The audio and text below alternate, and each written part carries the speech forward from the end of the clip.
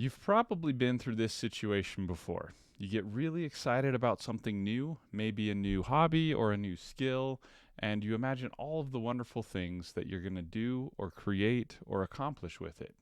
You imagine yourself as masterful and skilled and capable, and everybody loves you and is amazed by how good you are at that thing.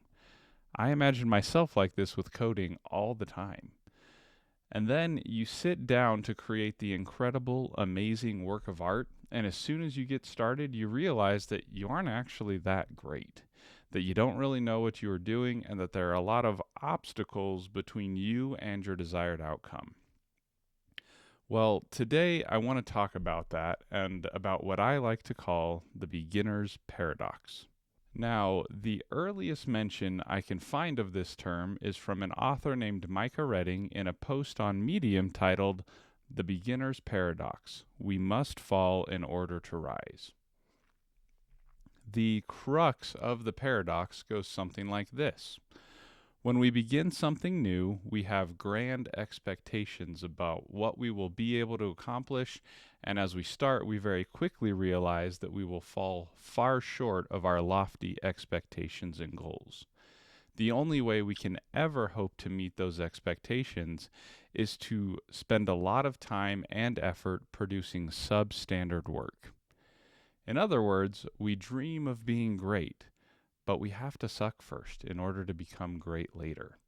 We have to practice because we can't yet live up to our own expectations and ideals. Another example of this is a story of a photography teacher that I've heard. This photography teacher was teaching a photography class, and the teacher divided the students in the class into two groups. Group A would submit one photo at the end of the year, and they would be graded on that photo and how good it was. They were being graded for quality. Group B would submit as many photos as they could, and they would be graded on the quantity of different photos taken. They just needed to submit a new photo each class day. You might expect that the group who was going to be graded on the single photo would spend much more time on that photo, even the whole year, getting it just right, and they would produce photos of a higher quality. But the opposite was true. The photos produced by the group that had to turn in a photo every single day ended up being superior in every way to the single photos that the other students spent the whole year on. So the lesson here is that we need to get comfortable sucking before we can hope to become great, and getting comfortable like that is all about your mindset. So let me walk you through how to develop that mindset. First, recognize where you are criticizing others' efforts and stop it. It's easy to look at the substandard work of others and criticize it. It makes you feel knowledgeable and powerful, and it is also one of the quickest ways to halt your own progress and growth and your own movement forward.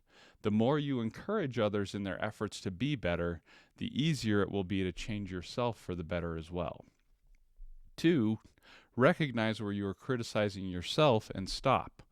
Often we are our own harshest critics, and the way we talk to ourselves in our heads makes a huge difference in what we're able to accomplish day to day.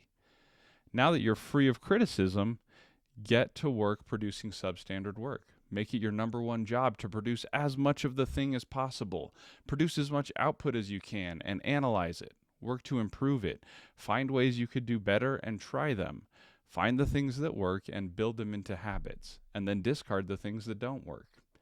And don't just produce a lot of crap without giving second thought to what you're doing. You will start with low quality, but don't let yourself stay there.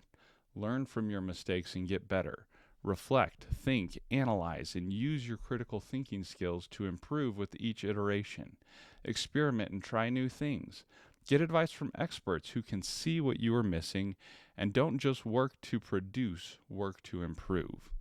You can make 1,000 crappy pots, and the only thing you will learn is how to consistently create crappy pots if you don't stop and think about how to make them better.